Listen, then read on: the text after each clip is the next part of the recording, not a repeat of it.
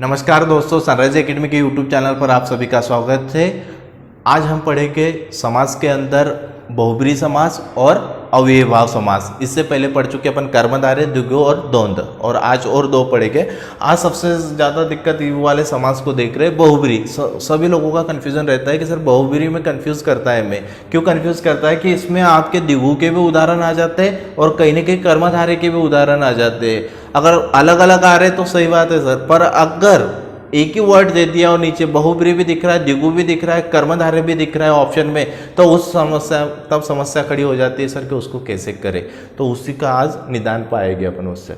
ठीक है, बस मैं जैसे बोलते जा रहा हूँ वैसा ध्यान रखिएगा। बहुब्रीहि समास, बहुब्रीहि समास में पद की प्रधानता पे देखा जाता है तो दोनों पद अप्रधान होते हैं या फिर दोनों पद को गौण बोला जाता है। अर्थ किसी तीसरे का लिया जाता है, वही कौन सा समास होता है आपका बहुब्रीहि समास। जैसे बात कर रहा हूँ तिरंगा, जैसे आपसे किसी ने बात की तिरंगा, तो आपके तीन रंगों की इमेज नहीं बनती, आपके इसमें अपने राष्ट्रीय ध्वज की इमेज बनती है। जैसे तिरंगा बोला तो किसकी इमेज बन रही है अपने दिमाग में? राष्ट्रीय ध्वज की। तो यही तीसरा जो बार बार बोलते नहीं, तीसरे का बोध कराता है। तिरंगा बोला तीसरे व्यक्ति का बोध करा रहा है अपने राष्ट्रीय ध्वज का। जैसे नीलकंठ, नीलकंठ, कंठ का विशेषता बतलाना है, नीला है। वैसे तो कर्मधारय आना चाहिए, पर नीलकंठ बोलते से पहली इमेज किसकी आ रही है? भगवान शिव की आ रही है दिमाग में, इसलिए वो कौन सा समास आता है आपका? बहुब्रीहि। क्लियर होगा प्राथमिकता कैसे देखे। अगर ऑप्शन में अगर आपको आ भी जाए कि नीलकंठ कौन से समास का उदाहरण है, ए नंबर पर अगर आपका कर्मधारय आ जाए और बी नंबर पे बहुब्रीहि आ जाए, फिर भी किसको लगाएंगे अपन? बहुब्रीहि को। समझ में आ रहा है? क्योंकि इमेज किसी तीसरे की बन रही है। फिर से रिपीट कर रहा हूँ, बहुब्रीहि की पहचान कैसी है? बोलिए उस वर्ड को, सोचिए, अगर उस व्यक्ति उस वर्ड का कोई इमेज अपने दिमाग में तीसरे व्यक्ति की आती है तो वो समास कौन सा रहेगा अपना? बहुब्रीहि। प्राथमिकता पहले किसको देंगे? बहुब्रीहि को देंगे, और बहुब्रीहि नहीं मिलता है तो फिर उसके समास। क्लियर हो रहा है इतना? जैसे तिरंगा बोला तीन रंग वाला राष्ट्रीय ध्वज, पहली प्राथमिकता उसकी कहा जाएगी बहुब्रीहि, और बहुब्रीहि ऑप्शन में नहीं जाएगा तो फिर नहीं रहेगा तो कहा आएगा आपका? द्विगु में, क्योंकि तीन का भी बोध कर रहा है, तीन रंग वाला। त्रिलोचन, त्रिलोचन तीन आंखों वाले, तीन आंखों वाले कौन है? भगवान शिव है, भगवान शिव की इमेज बनी बहुब्रीहि। चतुर्भुज, चार भुजा वाले, चार भुजा किनकी है? भगवान विष्णु की है, कौन सा समास? बहुब्रीहि समास। चतुरानंद, चार आनंद, जिनके चार सर है, चार आनंद है, किनके? भगवान ब्रह्मा जी, ब्रह्मा जी के चार आनंद आपने देखे होंगे, ब्रह्मा जी। उसके बाद एक दंत, एक दंत, एक दंत किसे कहते हैं? एक दंत किसे कहते हैं? अपने गणेश जी को। उसी प्रकार दशमुख, दशमुख और दशानन, ये भी फेमस है। दशमुख और दशानन, समझ में आ रहा है? किसको कहते हैं ये? रावण को। क्लियर हो रहा है इमेज? जैसे मैं दशानन की बात करूं तो दिमाग में किसकी आ रही है? रावण की। दशमुख भी कौन है? रावण। आपको समझ में आ रहा है संख्यावाची, आना चाहिए द्विगु में, पर रख रहे का है बहुब्रीहि में। क्यों रख रहे? क्योंकि तीसरे का बोध करा रहे। समझ में आ रहा है? जैसे मैं अगर बोल दूं आपको दुपट्टा, दुपट्टा आएगा क्या? तीसरे का बोध नहीं करा रहे हो। अब दो पटों वाली बहुत सारी चीजें हो सकती है। क्लियर हो रहा है? पंचानन, पांच आनों वाला, पांच आनंद वाला पंचानन, ये भगवान शिव को ही कहा जाता है पंचानन। और वैसे एक षटानन होगा कहीं पर, षडानन, षट आनंद, षडानन, षडानन कहा जाता है कार्तिकी जी को। ठीक है, आगे चल रहे। चक्रधर, चक्र को धारण करने वाला कौन? भगवान विष्णु। चक्रपाणी, अब चक्र तो पता है अपने को, पानी क्या होता है? तो पानी मतलब अपनी जो उंगलियों को बोला जाता है, पानी से संबोधित किया जाता है। हाथ का जो ये अपना ये उंगली, ये क्या कहलाएगा आपका? पानी। चक्रपाणी किनके मतलब पानी में? भगवान विष्णु के। वीणा पानी, पानी मतलब हाथ बोला था, वीणा किनके हाथ में है? माँ सरस्वती। क्लियर हो रहा है? उसके बाद शूल पानी, शूल मतलब त्रिशूल, और पानी किनके हाथ में? त्रिशूल। त्रिशूल किनके हाथ में है? त्रिशूल के भगवान कौन है? भगवान शिव। नीलकंठ, किनका कंठ नीला है? नीलकंठ बोले भगवान शिव की बात आ रही है। ठीक है, समझ में आ रहा है? पीतांबर, पीत है अंबर जिसका, किसका है पीतांबर? पीतांबर किनका है? भगवान विष्णु का। कपीश्वर, कपि है जिनके ईश्वर, किनके? कपीश्वर। कपीश्वर किससे कहा जाता है? तो हनुमान जी, महावीर जी। लंबोदर, लंबा है जिनका उदर, लंबा है जिनका उदर, उदर मतलब पेट, किनका पेट लंबा है? भगवान गणेश का। समझ में आ रहा है? मतलब जो भी समास का उदाहरण आ रहा है उसको पढ़ के देखना है। अगर किसी तीसरे का बोध करा रहा है तो बहुब्री, तीसरे का बोध नहीं करा रहा है तो उसके उसके समास में। जैसे मैं उदाहरण देता हूं आपको, पीत वसन। अब पीत वसन बहुब्री में आएगा क्या? नहीं, क्योंकि पीत वसन किसका भी नहीं। वसन मतलब वो कपड़ा, कपड़े की विशेषता बतला रहा है कि कैसा है, पीला, तो चाह के भी बहुब्री में नहीं आएगा। पीत वसन कहाँ का उदाहरण रहेगा आपका? हमेशा कर्मधारय का ही रहेगा। समझ में आ रहा है? प्राथमिकता आपके दिमाग में बैठ गई कि प्राथमिकता कैसे आएगी। प्राथमिकता मतलब जिसको पढ़ने से किसी तीसरे की इमेज बढ़े या फिर कोई सुना हुआ नाम दिखे आपको, तो कौन सा आ जाएगा आपका? बहुब्री। और भी उदाहरण है, अंशुमाली, ठीक है, अंशुमाली। अंशुमाली मतलब जिनकी क्या बोलेंगे उसको? किरणें। किरणें जिनकी मतलब माला है। किरणें मतलब जो सूरज से सूरज के लिए रखा जाता है, सूरज की जो किरणें आ रही रहती है ना, उनके लिए यूज होता है अंशुमाली। चंद्रमौली, मौली मतलब अपना रहता है क्या बोलेंगे उसको, क्या बोलते हैं उसको? मस्तक। चंद्रमौली, चंद्रमौली क्या जाएगा? मस्तक, जिनके मस्तक पे चंद्र है। चंद्रचूड, ये भी वही है भगवान। किनके चंद्र है? चंद्र किनके मस्तक पे लगे हुए हैं? चंद्र अपने भगवान शिव जी के। देखोगे आप पूरे बहुब्री पे कौन छाया है? भगवान शिव ही छाए हुए है। चंद्रमौली में भगवान शिव ही आए के। चंद्रचूड, ठीक है, जिनके चुंड पे कौन है? चंद्र, भगवान शिव।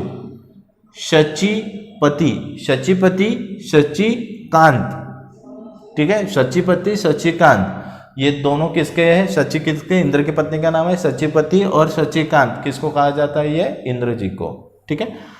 षडानंद तो अभी देख चुके। बहुब्री का क्लियर होगा कॉन्सेप्ट, अभी आपका कंफ्यूजन नहीं रहना चाहिए, और फिर भी है तो उसको दूर करूँगा वापस। क्लियर हो रहा है? अभी थोड़ा सा समझ बना लीजिए कि उदाहरण पढ़िए, किसी तीसरे की इमेज बने तो बहुब्री, नई इमेज बन रही तो उसके समास के उदाहरण में, ठीक है। आगे देख रहे हैं अव्ययी भाव समास। अब बहुत से लोगों को अव्ययी समास में दिक्कत होती है कि सर समझ में ही नहीं आता है कि होगा क्या। तो देखिए इसमें इतना ध्यान रखना, इसमें पूरे जो पहला पद क्या रहता है? अव्ययी रहता है। पहला पद क्या रहेगा? अव्ययी। और अव्ययी नहीं समझ में आता है तो इतना ध्यान रखना, उपसर्ग पहचाना करो। अगर कोई आपको उदाहरण दे दिया तो उसमें कोई उपसर्ग लगा हुआ है क्या, पहचानिए, आपका बन जाएगा। और अव्ययी क्या होते हैं? तो अव्ययी आपके अविकारी शब्द रहते हैं जो लिंग, वचन और कारक के अनुसार नहीं बदलते। आपने पढ़ा होगा अविकारी विकारी शब्द, जब पढ़े थे अपन ने तब उसका जिक्र किया था मैंने, पूरा अच्छे से डिटेल में पढ़ाया आपको। अव्ययी, तो अव्ययी में ध्यान रखना, अव्ययी समास, इसमें अविकारी पद रहेंगे, मतलब उसको अगर बोलोगे तो उसमें किसी लिंग, वचन और कारक का कोई भी असर नहीं होता है, वही अव्ययी होता है। इतना होगा।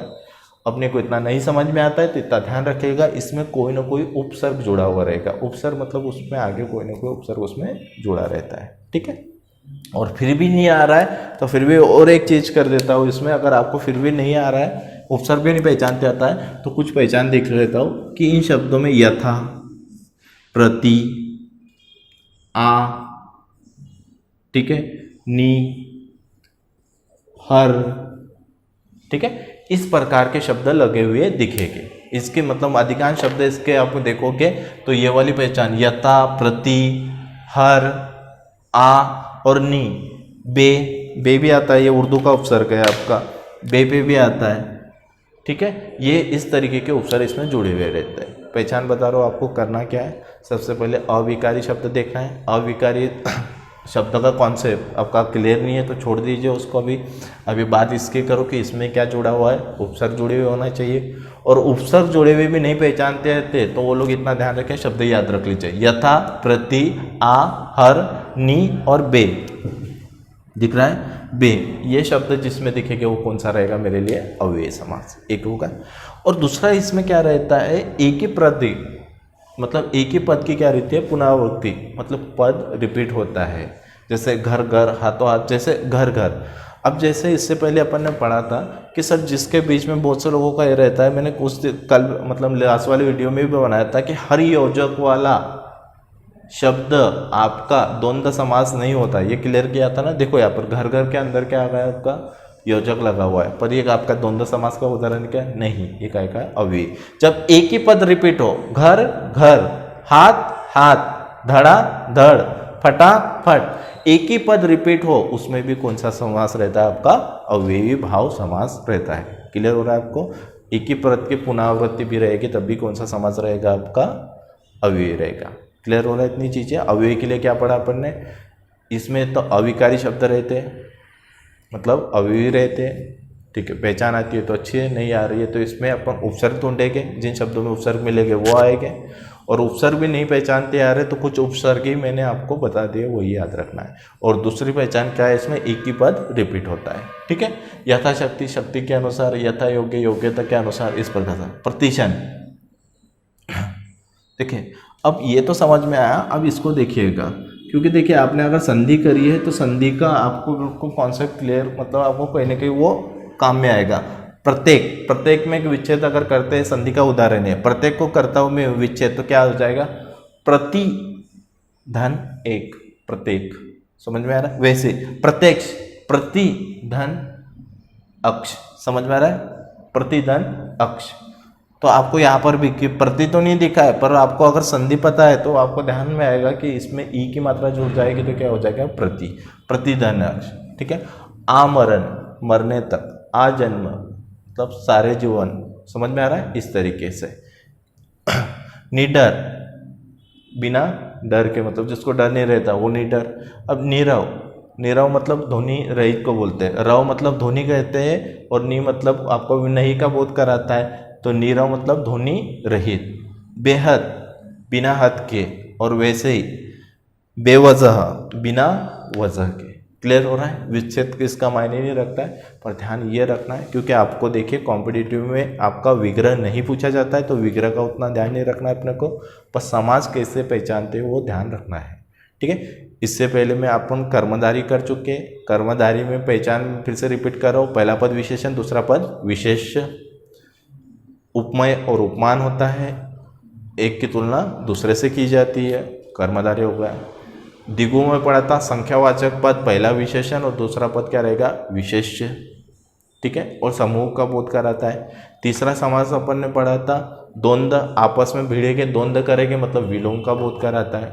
बहुब्री, किसी तीसरे का, जो नाम दिख रहे वैसा नहीं दिख रहा है, पढ़ते से ही मुझे तीसरे का बोध हो रहा है, कौन सा समास, बहुब्री समास।